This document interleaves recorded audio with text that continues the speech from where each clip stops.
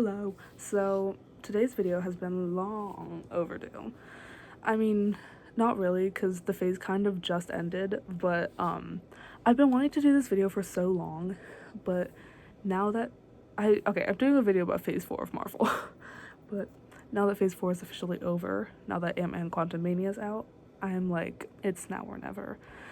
So, and I think it's better now that I'm doing it after everything has really been released.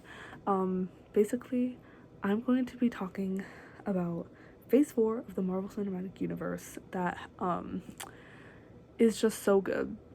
And there's really good stuff, and there's stuff I don't like. So I want to talk about all of that and just kind of really do like a little wrap up on this era of Marvel, because it's pretty interesting, and I don't know if we're ever gonna get anything like this again, just in the terms of like the magnitude of this phase. Because basically they had a lot of projects that were planned to happen in like 2020, which were obviously halted and stuff like that. So a lot of stuff just came out very close together. There's so much that happened in this one phase. And like, I don't know, I think that like now we're sort of seeing they're kind of going back to more of a normal release schedule, but who knows, maybe they'll keep releasing stuff like crazy, because they've got a lot to cover, so who knows. But okay, I'm talking about phase 4. If you don't know anything about Marvel, basically there's been 4 phases so far. The first 3 are in the Infinity Saga, which ended with Spider-Man Far From Home, but like technically like Endgame, like that was like the peak of like the wrap up of the first 3 phases. And now phase 4 is starting a whole new era, dealing some of the stuff deals with like the post Endgame world, which is really fun. The main like topics in phase 4 are the effect the events of Endgame had on the world, the multiverse, which is now being discussed, which is why this saga is now being called the Multiverse Saga. It's about the multiverse. Kang the Conqueror. Oh my god, Kang the Conqueror is like the main villain of this saga, and Thunderbolts? Question mark. I don't know how big that's gonna be, but that sounds like something that's gonna be big. I don't know. They haven't really talked about it much. So, but I feel like they're kind of setting it up. So I don't know how big that's gonna be, if that's really a main point of the entire saga, but who knows. So now let's into phase 4 specifically. So this phase had 7 movies that were released in theaters and 8 shows, which is crazy, because to compare that to past phases, phase 1 had 6 films and that were released over the course of 4 years. Phase 2 had 6 films that were released over the course of 2 years. Phase 3 had 11 films that were released over the course of 3 years. And phase 4 had 7 films and 8 TV shows that were released over the course of 2 years. Like, that is crazy. It's like not even 2 years. It's like a year and like maybe 9 months. 10 months, maybe, yeah. So I'm gonna go through each thing that was released during this time and give sort of a very brief background of it, when it was released, and what I thought about it. So yeah, because this was fun, because this phase was the first thing I ever saw from Marvel. Like WandaVision, I basically started watching all the Marvel movies at the beginning of 2021, which was like right when WandaVision came out. So WandaVision was the first thing that I saw like with the rest of the fandom, like as it was coming out, which was really fun. So this phase is like the one that probably I care about the most. So let's just get into it. So we're starting off with WandaVision, which was released on January 15th of 2021. And this show, basically, okay, so it's about Wanda Maximoff, aka the Scarlet Witch. She's like the most powerful Avenger. It's pretty well known. So I think that the fact that WandaVision was the first thing in Phase 4 is pretty telling that she's like number one. And it's about her and her husband, yeah, Vision. Um and this is one of the things that really deals with the aftermath of Endgame, because basically in like Endgame and Infinity War, because technically in Infinity War Vision died, and so Wanda made up this like fake reality world where she could live her dream life with her husband, um and she had like kids, but it was all just like in her head, and she was like entrapping this whole town in her little like fantasies. um and it was a lot of drama. It was really good. Honestly, like, it's either my favorite or second favorite of all the Marvel shows that have come out in Phase 4. It was really started off with a bang, and I think one of the things that really stood out about the show specifically was the style of it, because they basically did each episode in a different like sitcoms decade style, which was really cute. And so WandaVision was so good, and it set up a lot for this phase, like a lot with Wanda's powers and everything. And it was just a moment in time, and it was so good. And also, they brought in Evan Peters to play Pietro. That was so crazy. So, yeah, that was really good. Okay, next was Falcon and... Okay, so WandaVision, the last episode was released on March 5th. And then right away, Falcon and the Winter Soldier, the second show, was released on March 19th. So literally 2 weeks after the finale of WandaVision, this show got started. And also I should add, in between, at the week after all of these things were released, they released an assembled thing on Disney Plus, which is like a behind the scenes thing. So technically the finale of WandaVision was on March 5th, and then the next week the WandaVision assembled behind the scenes episode released, and then literally the next week Falcon and the Winter Soldier started. So they were very stocked up on content like off the bat. And so Falcon and the Winter Soldier, if you can tell by the title, obviously focuses on Falcon and the Winter Soldier. And it's less like magical than WandaVision is.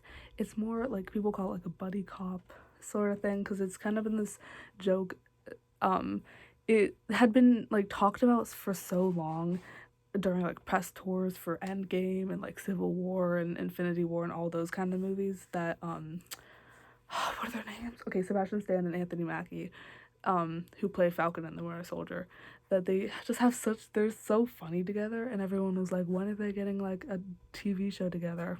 And they actually made one, which was really fun. So basically these two guys, their names are Sam and Bucky. Sam is the Falcon, Bucky's the Winter Soldier, and they were Captain America's like sidekicks, like they're number ones. Bucky is Captain America's best friend ever, and then Sam is also there. Sam's also good friends with Captain America. It's this whole thing. Basically, Bucky was like evil for a little bit there, and so like he's kind of in a state, he's like so Sam kind of like filled that void a little bit. So they're both really good friends with Captain America, but now because of Endgame, Captain America's dead, and so they kind of hate each other, but they're like kind of like goofy about it, and so they really just want to like stay out of each other's ways, because like Sam did this whole thing where he gave up the shield, and that really upset Bucky, because he was like, that's Steve's legacy and stuff like that. But they have to team up to fight this this group called the Flag Smashers, which everyone thinks is bad, but like they're not really that bad. Maybe I shouldn't say that. They're kind of bad, but they've got good motives. So yeah, they're like an anti-patriotism group, kind of. And so it's this whole thing where they're like just doing this thing, and then it's also about Sam becoming Captain America. Yes, that's so cool. A lot of good stuff that happened in that show. It's just a little like comfort show, you know? It's cute. Okay. And then the last episode of Falcon and the Winter Soldier was released on April 23rd. That was actually also the day Shadow and Bone season 1 was released. I forgot about that. I just remembered that. And Shadow and Bone season 2 is coming out in like 2 weeks. That's a lie. 4 weeks. Yeah. Okay. And then, that ended on April 23rd, and then the third TV show they released started on June 9th, and it was Loki. See, this is the show that's competing with WandaVision for either first or second place. I don't know which one I like more, but those are definitely my top two. I think Loki, like WandaVision, just has such a set, like, visual aesthetic to it that's so good, and the plot is so good, and I think Tom Hiddleston's acting is so good, the character development is so good, the music's so good, like, everything about it is so good, because it's basically about Loki. This alternate version of Loki from 2012 is like arrested for messing up the sacred timeline. None of those words make sense, I understand. Basically, he made a decision that like messed up the flow of time. And so he gets like pulled from reality and sent to the TVA, which is the Time Variance Authority. And it's this like cute little office space. Everything's like retro kind of, and like, but it's like retro and futuristic at the same time, and it's so cute. And they're basically responsible for keeping the sacred timeline safe, which prevents like a complete. They called it a multiversal war. That's what they're preventing. So they're basically trying to like keep all this together. Every time someone makes a bad or like a wrong decision, it like they get pulled out and taken to the TVA. And they claim they're working for these timekeeper people, but they're actually working for Kang the Conqueror, who's the big villain of Phase 4 and this entire saga, actually. And so, like, when he was revealed at the end of this show, people were like, what? No way. It was really crazy. It was a really fun time to be on Marvel TikTok. But the show obviously follows Loki, because he starts the show being Loki, like his like egotistical, like thinks he deserves everything. He's the god of Asgard. He like thinks he is all that. And then by the end, he kind of like he's so much better because of character development. And then there's also Sylvie, who's like Lady Loki. She's just a variant of Loki from a different timeline. And they become friends. And she's so cool. And then there's also Mobius, who's like Loki's sidekick, who's played by Owen Wilson. So, yeah, Loki's really fun, and there's gonna be a season 2. It's only one of 2 shows on this entire list that has a season 2, because most of them are just like from the start they're like there's no season 2 happening. But I love that this one is getting a season 2 because I love Loki, and it's coming out this summer, I think. The post-credit scene of Ant-Man Quantumania had Loki in it. It had Loki in it, and I screamed. I can't. I'm so excited for season 2. But yeah. So Loki first started on June 9th and ended on July 14th. And Black Widow, which is the first film to be released in Phase 4, but the fourth, like, project, Black Widow was released on July 9th. So this was released because Loki came out on Wednesdays, and so Black Widow came out on July 9th. Oh my god. July 9th, which was like... So, okay, Black Widow came out a week before the finale of Loki. Yeah. So, like, that overlapped, which was, like, crazy. But the two really had nothing to do with each other, so it was kind of fine. Unlike coming up later on this list, where there were, honestly, like, with the shows and the movies, there were, like, maybe 3 overlaps in total. This one didn't really mean anything, but one of the other ones was crazy. So, yeah. So, Black Widow, July 9th. This was the first Marvel movie I ever saw in theaters, and it was so fun. This movie is so good, and I don't say that lightly.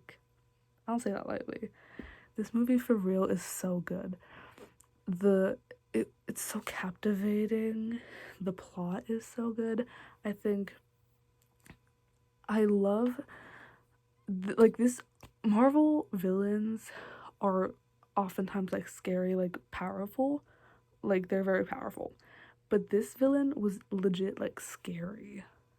Like he was scary, and I think just the female, it was written by a woman. I don't know who directed it, but just like the female perspective of this movie, because it was about Black Widow, who, oh my god, Black Widow, okay, she's one of the original six Avengers, and she's the only woman, and she didn't get a movie until after her character was already killed off. So this movie like takes place like back like in the timeline during like phase 3, but like it was released in phase 4. But this movie's so good. It follows Natasha Romanoff, who's Black Widow, and her sister Yelena Belova. Belova, yeah, I don't know. Played by Florence Pugh. So it was Florence Pugh and Scarlett Johansson, and they absolutely slayed. David Harbour was also in it, and Natalie Weiss. No, I don't. I don't know what her name is. Y'all know who she is though. She's famous. She's like actually like really famous. So yeah. But it was such a good movie, and it was about it was like I don't even know what to call it. There's basically like this organization that would like kidnap is like a good word, I'd say, these young girls and train them to be assassins and like spies and stuff, and it was like really traumatizing. And Black Widow was originally like in that organization growing up, which is how she became Black Widow. Um and it's about her and her sister like going and saving all the girls who are currently in it and like destroying the organization. It's really good. Yeah. And then so that was released on July 9th. And then What If was released on August 11th.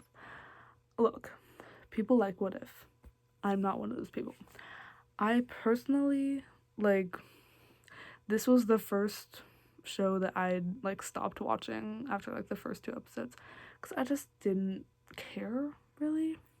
Like I see the concept, but the things that they choose to like explore are not things I'm interested in.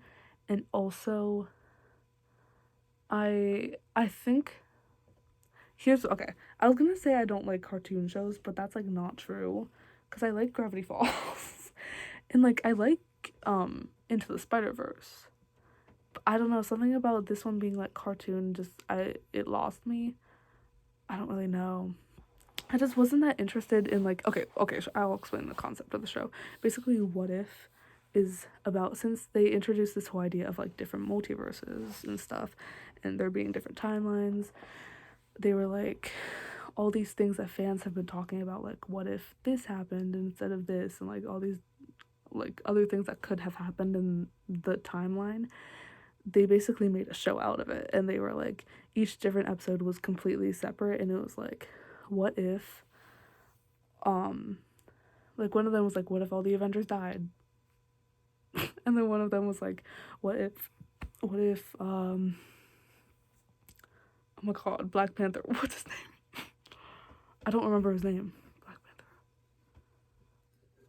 oh my god, yo, what is his name? I can't. Okay, this is embarrassing. What if Star-Lord, like Black Panther was Star-Lord? So it was just like really random stuff, and I was just like, I don't really care. Or one of them was like, what if there was a zombie apocalypse? The zombie one was good, I'll say that. And I think the finale was pretty good too. Um okay, actually, okay, now that I'm thinking about it, some of the episodes were good, but just overall as a whole show, I was just like, is this really what we're gonna be like spending our time on? I like the one where it was like, what if Captain Carter was a thing? Like, not Captain America, it was Peggy instead who got the soldier serum and stuff. But I think that's just because I just liked the part where oh my god, Howard Stark was like, Bucky stole a jeep. A jeep? Was it a jeep? A truck? I don't know. So it had its good moments. It just wasn't my favorite. Yeah. So okay. Oh, we have another overlap. I didn't even realize this. So What If was from August 11th to October 6th, and Shang-Chi was released on September 3rd. So that's fun. Shang-Chi is so good. This movie is so good. Like, visually, like, dialogue wise, like, all of action, all of it plot wise was so good. It's funny. It's everything you could want from a Marvel movie, truly. It's got good acting. It's got um, it's got all kinds of stuff. And it's really good. And like the fact that I still remember it is telling because I forget this stuff like crazy. So yeah, it was so good, and I think they're making a second one, right? Yeah, they have to. They really have to. So yeah, he okay. So what the movie's about is about Shang-Chi, who, um, it's him and his friend, and they live in San Francisco, and he has, his dad. Oh, okay. So he grew up as like an assassin kind. No, he grew up in like martial arts, um, and then because his dad has a name, the Mandarin. I think so. He's like his dad is like back in Iron Man 1, like the first Marvel movie ever. Well, that's not true. The first MCU movie ever. Like, so this is like the legacy of this movie is long. And so it's about his son, Shang-Chi, who basically like learns how to master the 10 rings, which is like this like magic thing. Oh my god, it's so good. There's like a dragon at the end that he's fighting, and like all the costumes are so cute. And it's just really beautiful. Did I cry? I might have cried. It ends with him like fighting his dad, and like what's her name? Katie. Katie learns how to like shoot bow and arrow or something. Yeah, it's really good stuff. And he just kind of he like does martial arts and like saves his parents' village and stuff. It's really cool. Okay, so that was September 3rd, and then on November 5th, Eternals was released. What a controversial movie. People love this movie, people hated this movie, people were meh about this movie. I honestly don't know how I feel. Because the thing is, the movie itself, I think, was a little boring, especially towards the end. Like, towards the end of it, you kind of lost me. I was getting a little bored, watching it. But the concept of it is so there, and it's so good, and I think in the beginning of the movie they for sure like did really well with it. I don't even think that they I don't think the characters were bad, because it's like a lot of main characters and there's like 10 of them, and I think they did well with the amount of main characters that they had to introduce and stuff. I think they did well, and I don't know any of their names. I liked the green one, Gemma Chan. I don't know what her name is. No. There's Thena, who's Angelina Jolie. Cersei? Is that her name? They're all named after like Greek myths. There's Icarus. There's Sprite. There's Ajax. There's the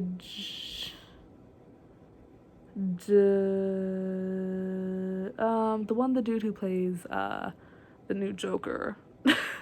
Him. And then there's Makari. My beautiful, beautiful Makari. I remember that part. There's a lot of them. But this movie was beautiful. Like, visually beautiful. And I don't think it deserves all the hate it gets. I think they did well. And not to mention, Harry Styles is in this movie. I'm gonna lose it in a second. He's in the end credit scene. He's gonna be in the sequel. They better make, okay. I was like, everyone thought they were making a sequel, and we were like, yeah, they're making a sequel. But now people are like, are they making a sequel? So they need to make a sequel, because I need to see Harry as an Eternal. Because basically he like showed up at the end, in the post-credit scene, and literally we started clapping in the theater. It was kind of embarrassing, but oh my god, it was so good. So yeah, Eternals, not as bad as everyone says it was. Definitely not the best. But who directed it? Oh my god, I know who directed it. I don't know who directed it, but she did really good. Okay, Eternal. Oh wait, that's Eternal. I already did that. Next is Hawkeye. I anticipated this show for so long, and honestly, I think it paid off. I can't explain it. I love Hawkeye, which is weird because he's like such a background character, but he's one of the original six Avengers, and he was the one that for sure was just the most like just there for a good time. He doesn't have superpowers. Okay, if we're talking about the original six Avengers here, it's the Hulk, the literal Hulk. So okay, he has superpowers. It's Iron Man who has a suit that's superpowers. It's Captain America who has superpowers. It's who's the other one? Well, I know Black Widow, obviously, who has skills. Oh my god, who's the other one? Thor, who's literally a god. And then it's Hawkeye, who's literally just a man with a bow and arrow. he doesn't, he's like, I guess him and Natasha, who's Black Widow, are like close. And I guess that makes sense because they're both not superpowers, but like Natasha's still very much like skilled with fighting, and Hawkeye kind of just has the bow and arrow. Um, and so I just think he's so goofy, and I love like throughout the MCU, he's never had a solo movie before or anything. He's never even really had like a main plot point except for kind of an end game when he kind of became evil for a second, like in between Infinity War and Endgame because his entire family got blipped out of existence. And so he had a little villain moment, but then he like came back immediately, and then he had his whole thing with Natasha when she died, and so that happened. But he's always just been in the background, just kind of like, why am I here, making funny comments, and I love it. It's so funny, and this show really delivered what I wanted to see from him, because it's just all that, but just like he's the main character, and he's just being funny, and he's just over it. And okay, this show's so good. I can't. I loved it so much. So, okay, it was from November 24th to December 22nd. And you bet this was a Christmas show. Yeah, it was all Christmas themed. Basically, the whole plot of the show is he is in New York with his kids. And then suddenly one of the nights he's there, Kate Bishop, who's this like teenage girl who like Hawkeye's her idol. She gets into some trouble, and he basically helps her, and he helps her fight the red tracksuit gang. Is that what they're called? I don't know, but he basically is like, okay, I have to stay here and like fix this situation before I can go home for Christmas, and the whole show is about him just trying to fix this so he can be with his family for Christmas. And it's so good, and there's like plot twists and stuff, and it's crazy, and it's very cute. It's very much like I haven't seen The Last of Us, but it's what I imagine Joel and Ellie from The Last of Us would be like in my head from what I've seen. um it's just like very much like father son, like but they're obviously not related. Does that make sense? Father figure, that kind of thing. um so yeah, I love Hawkeye. And the way it ended, it was just so cute. And it didn't really like, it like wrapped up so nicely. Like Marvel shows don't normally like wrap up like that, but it did. And yeah, loved it. Um, but this kind of has some tea because the finale of the show was released on December 22nd, and Spider-Man No Way Home was released on December 17th. And there's some important stuff there because Daredevil. Daredevil is a Marvel show that's not in the MCU. I guess it might be now, but like originally it was made, I'm gonna say in like 2015, 2016, 2014, sometime around there. And it was just like, they're like separate Marvel shows like that, and like Green Arrow, and like, who's that girl? That other girl. Yeah. And they have these shows that are like separate from the MCU but are still Marvel. And so basically around this time there were like rumors about a Daredevil being in Spider-Man No Way Home and him being like added to the MCU and all this stuff. And so in Hawkeye, in the episode that came out, because, okay, there was an episode of Hawkeye one week on a Wednesday, and then 2 days later was December 17th. Spider-Man No Way Home was released, and then the next Wednesday, the finale of Hawkeye was released. That's what the time frame was for this little moment. And so in the episode that came out 2 days before Spider-Man No Way Home did, they basically dropped the bomb that the villain from Daredevil, which is Kingpin, was the mastermind, like, villain in Hawkeye. Like, they revealed it really quick at the end, like, complete cliffhanger, and everyone was like, because everyone watching that episode on a Wednesday knew that Spider-Man No Way Home was coming out 2 days later, and everyone was saying that Daredevil was going to be in Spider-Man No Way Home, and everyone was like, oh my god, this could actually be happening. And lo and behold, 2 days later, Spider-Man No Way Home happens, and Daredevil's in it. And it was crazy. And I just remember being in the theater and that cane coming down and him sitting down, having the glasses and catching the brick. It's so good. And then the, like, finale of Hawkeye, Kingpin was, like, completely in it. And so, like, it was just this really strange mix of Hawkeye happening while Spider-Man No Way Home came out and Daredevil being in it. It was really fun. But since we're talking about Spider-Man No Way Home, might as well talk about Spider-Man No Way Home. This movie is my favorite movie that I've ever seen in my entire life. It's genuinely so good, and I don't think I can really say anything more than that, other than the plot is so good. The emotions hit exactly when they're supposed to. The ending of it is so good. They basically, everyone had complaints about the MCU Spider-Man compared to Andrew Garfield's and Tobey Maguire's, and they basically fixed every single complaint with this movie. And it's like, they just did that. And I think the way they incorporated Andrew and Tobey into this movie was so good. It wasn't just like they just threw them in for them to be there. Like, they gave them arcs, they gave them stories, they filled in the gaps between when their movies ended and this movie. It's truly so good. So basically, the plot of this movie is, it is wrapping up the Spider-Man trilogy, which I don't know if there's gonna be more Tom Holland Spider-Man movies. I hope there is, because there's so much more they could, like, do with it because of the ending of this movie. But it's basically, at the end of the second Spider-Man, his identity was revealed to the world by Jake Gyllenhaal, which is not good. And so this movie picks up literally the second the last movie stops. Like, it's a direct continuation. It's, like, literally the same scene.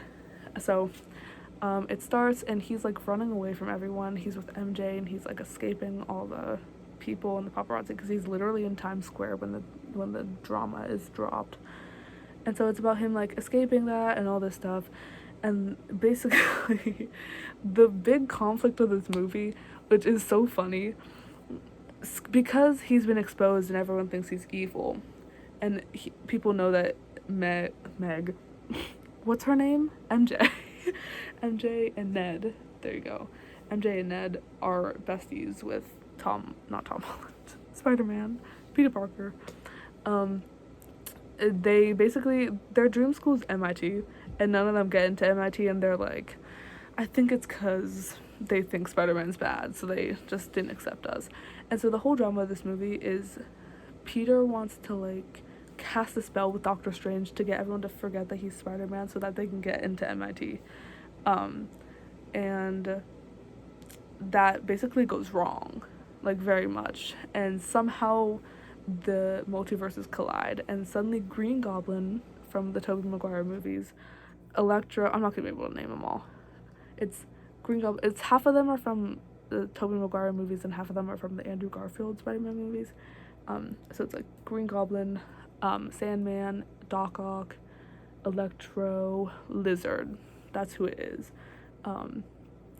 And they all suddenly show up in Tom Holland and Peter Parker world, and they're trying to fight them, and it's great because, like, all throughout the movie, everyone watching is like, okay, all these villains from those other movies are here, so like Andrew and Toby have to show up at some point, and they do. Also, Aunt May dies, which is really sad. It made everyone cry. And then Andrew and Toby show up, and they like actually have like beautiful moments with Tom, because like it's like they're not just there to like fight and then they disappear. It's like they have real like good scenes, and it's funny, and they have like a full like 40 minutes in the movie, and it's so good, and it's so perfect. But then the ending of the movie, which it makes me so sad, but I love it so much because I love stuff that makes me sad. Basically, Peter, to like remedy this whole situation, Peter casts a spell where everyone forgets who he is. Like, not just Spider-Man, like completely forgets who Peter Parker is. And so he casts a spell, and then he goes into this coffee shop that MJ works at, and he sees MJ and Ned, because his plan was to go in and be like, explain the situation and be like, hey, I know you. You just don't know me. But he goes in and he sees how happy they are because they both got into MIT in this other universe where they didn't know him. And it's so sad because he's just like, oh, they're so much better off without me. And then he visits Aunt May's grave and like sees Happy, but Happy doesn't know him, and Happy's like the only like father figure he has left. Happy doesn't even recognize him. And then he moves into this like empty apartment and he sews a new Spider-Man suit, and he just gets back out there. And it ends with just him being like in his own suit that he made himself, being Spider-Man, which a big complaint about the MCU Spider-Man is that like Tony Stark did everything for him, because Tony Stark made his suit. He like gave him all these like fancy upgrades that were like, people were like, this isn't Spider-Man, this is just like another Iron Man that has like spider skills. But now the suit is just like cloth that he literally like sewed together. So yeah. And so because the ending was so like open-ended, and there's so much left to do with this character now that no one knows who he is. He's just being Spider-Man for himself now, because he like is literally like alone. There's so much they could do with his character, so I really hope they do. Yeah. The next thing released from Marvel, there was a long break between Spider-Man No Way Home and Moon Knight. Also, wait, I just remembered, the end credit scene of No Way Home was literally the trailer for Multiverse of Madness. I just remember that, because they hit us with the ending of No Way Home, and I was literally sobbing. Me and Julia were both sobbing in the theater. And then they hit us with the whole trailer for Multiverse of Madness, and we're like, it was crazy. And then, so there was kind of like there was a break between Spider-Man No Way Home, which came out right before Christmas. Like, it was winter. It was so good. I'm so nostalgic for that time. And then Moon Knight came out on March 30th, 2022. Moon Knight, gotta be so honest, I don't remember much of it, but I do remember loving it. And I remember it was just very creatively done. The plot was very nice, very cool. And oh my god, Oscar Isaac's acting. I love his acting, because he literally played two different characters, two completely different characters, and killed it. Basically, Moon Knight, it's about this guy who has different personalities, and it's like he is in one personality and then he'll switch to another one and switch back, and then he just like he blacks out the time that he's in that other personality. So he'll like he'll like fall asleep and he'll wake up completely like somewhere else, and he'll just be like, oh, don't know where I am. And he just kind of learned to deal with it, but he doesn't really know what's going on until like halfway through the show, when he meets, okay, I don't remember the plot of the show. It's also like framed around Egyptian mythology, which is so cool, because I am a Percy Jackson kid, and I did read the great I cannot talk. I am a Percy Jackson kid, and I did read the Kane Chronicles, which is all about Egyptian mythology, so I was kind of set already. But I loved it. It was just, the drama was so good. It had like an eeriness to it, and like, I don't remember what the thing was called, but they're in this like white building that is like his mind, but it's like everything's like a little off, and it's got this like eeriness to it. It's really good.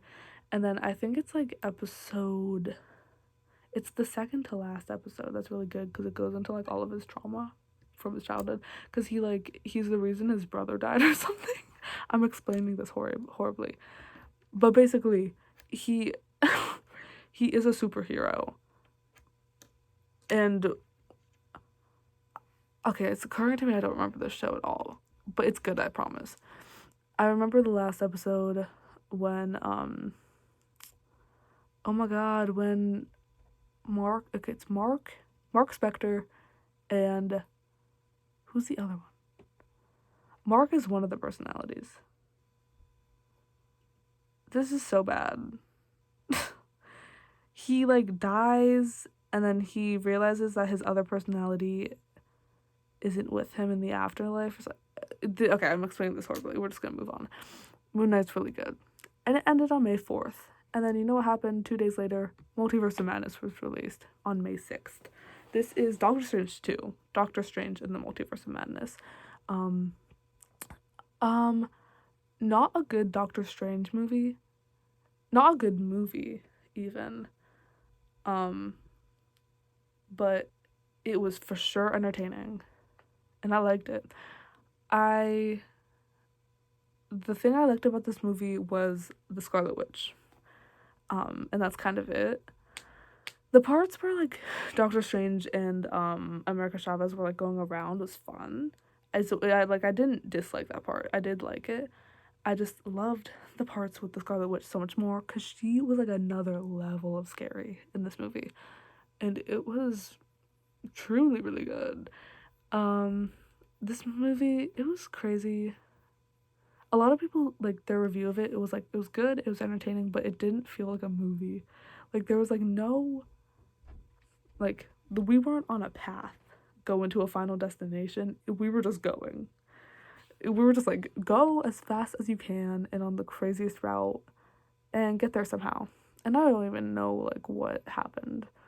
So it was good. Yeah. And then, okay, on June 8th, a month after that, after Multiverse of Madness was released, Miss Marvel was released. Miss Marvel is good. This show is good. That was from June 8th to July 13th. And it follows. This is really testing my memory of this whole phase, because what is her name? I'm looking. Kamala. What's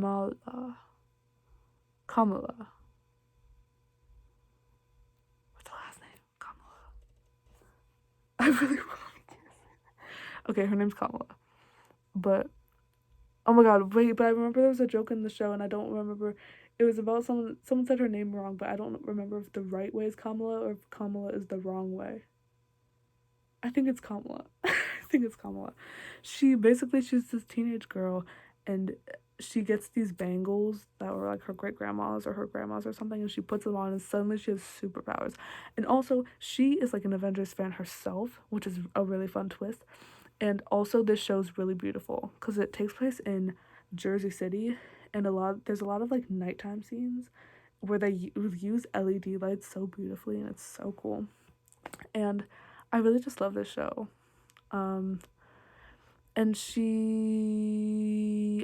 it goes really deep into like the history of Pakistani culture, like the partition and all this stuff, this trauma that happened with like her whole family's past, all this stuff. It was a really good episode. It was either the third to last or second to last episode where it was literally just like a flashback to like her family's past. She goes to Pakistan? Did she go to Pakistan? She goes somewhere. And like sees her family, and they kind of like explain to her what happened. But she's basically like just figuring out her superpowers, and it's really cool. She's a really cool friend whose name again I don't remember. She's a girl boss, and I love her, and I cannot wait to see her in the Marvels, which is coming out in like November of this year. So yeah, that's and then, so, okay, the finale of that was on July 13th, and then before that, on July 8th, like, midway through the show, Thor Love and Thunder was released. This movie, again, was good. It wasn't my favorite Marvel movie, but the ending was so good. Cause Thor, okay, basically the middle part of the movie, who cares? If you saw it, you saw it. If you didn't, you didn't. Basically, it's Thor, and he's trying to stop this bad guy, and then Jane, who he used to be dating, is now another Thor, which I was a little confused about, but I was just like, I'll go with it because it's Natalie Portman. So like I still don't understand. We got over Jane, who's like a normal person, becoming a Thor so quickly. I was like, what? Um, but you know what? It's okay. And then who who's that baby that he gets? He okay, by the end of the movie Thor has a child, but it's not oh my god.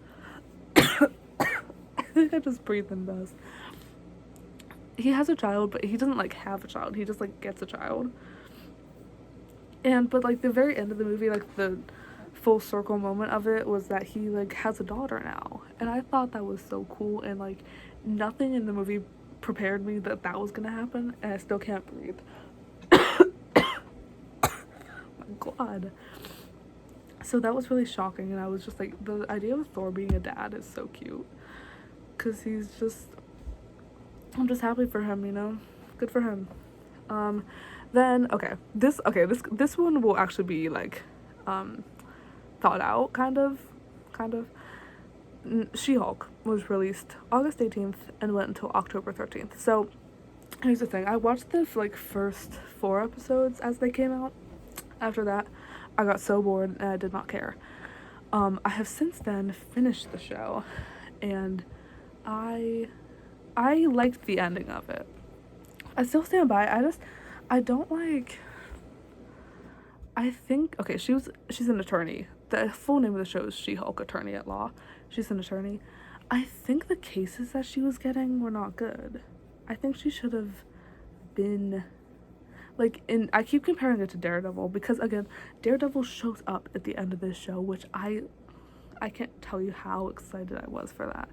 And it was so good. And the finale of the show too was so meta. It was so good. Like honestly, one of the best things I've ever seen. It was so funny. But the way that Daredevil's also a lawyer. The way Daredevil handles like legal stuff, because it's basically like a law show, but he's just also a superhero. The way his cases are so good and She-Hulk's were just like jokes, I didn't appreciate that. And I also thought, I don't know. I thought I thought the CGI was actually horrible and was one of the main reasons I could not keep watching the show. Cause why does her hair look like that? Her hair, like, she looks like a normal person when she's normal, and then she becomes Hulk and her hair is like, it makes me, it looks crazy. And she's not a Hulk, she's just taller. That's the thing that makes me so mad. Because when you see, okay, what's his name? Bruce Banner does not look like Hulk. Not in the slightest. Unless it's Smart Hulk, which, like, happened, like, way later. The original Hulk that he became, he looks nothing like that. And he's huge. So She-Hulk should not be, like, so chill. I guess the concept was that she just automatically turned into Smart Hulk, like her Smart She-Hulk version. Even then, I think she should have been a little more muscular and a little more, like, big and, like, kind of scary, you know? Like, she was just, like, walking, like, she could, like, fit through a normal door. That shouldn't happen. Like Bruce Banner couldn't fit in an elevator, and she was just, like, chilling in normal human spaces. So, yeah. But I like her, and the actress who plays her, love her. That's what I gotta say. And then Wakanda Forever was the last thing in phase 4, which I didn't know. I didn't know that when I saw it. Because I watched Ant-Man Quantumania like a few days ago. Hated it, by the way. And I was like, when's phase 4 over? Turns out it's been over. So Wakanda Forever. This movie is good. in some aspects. Here's the thing. I don't like the whole underwater colony thing. I thought it was really cool how they were introduced, how they were just some like ominous, like, okay, imagine you're on a boat at night and suddenly you hear a chorus of people from the ocean singing at you. That would be terrifying. And they're not singing words, they're just like, oh, they're just like holding notes at you. That would be terrifying. And I liked that whole thing because that was really scary. And it made them look really powerful because they are really powerful. But then when it started to get into like, okay, we're like going into their world and we're like meeting them, I was like, I don't really care. I don't really care. But I liked everything else that happened in the movie. I thought when the queen died, I could not believe it. I could genuinely not believe it. Like, Shuri, like, come on, she lost her brother and her mom. Horrible. And her dad. That's horrible. Um, yeah. They did a really good job with this movie. And like the scene of her gaining the Black Panther powers was so beautifully done. Everything in this movie was so beautiful. And the post-credit scene was really beautiful too. So, excuse me. So, yeah. It was just really good. And yeah. And that really beautiful movie led us to Ant-Man Quantumania, which just wasn't good. So, I think, honestly, maybe one of my biggest issues with Marvel is when they introduce like entire other like worlds or like populations and stuff. I just can't get with that because like in Wakanda Forever they introduced the underwater people who I'm just like I just don't like it. In Ant-Man Quantumania they introduce everyone in the quantum realm who I'm just like this is like Star Wars but like bad Star Wars. It's just not good. And then like who else? Shang-Chi, like even like the village people in Shang-Chi, I'm kind of like I don't really care about you, like why am I spending time talking to you? That's kind of how I feel. I don't even know if that makes sense. Anyway, that's phase 4. It was so good. Overall, it had its ups and downs, but overall, it's only going up from here. I have no clue how they're gonna finish this. Not my problem. I'm just gonna watch it. So yeah, I cannot believe I've paid to see 7 movies. It's so 7. Oh my god, I've probably spent like $50 just going to see these movies, not even including the popcorn. Dang. So yeah, that's what I have to say. Phase 4 rocks.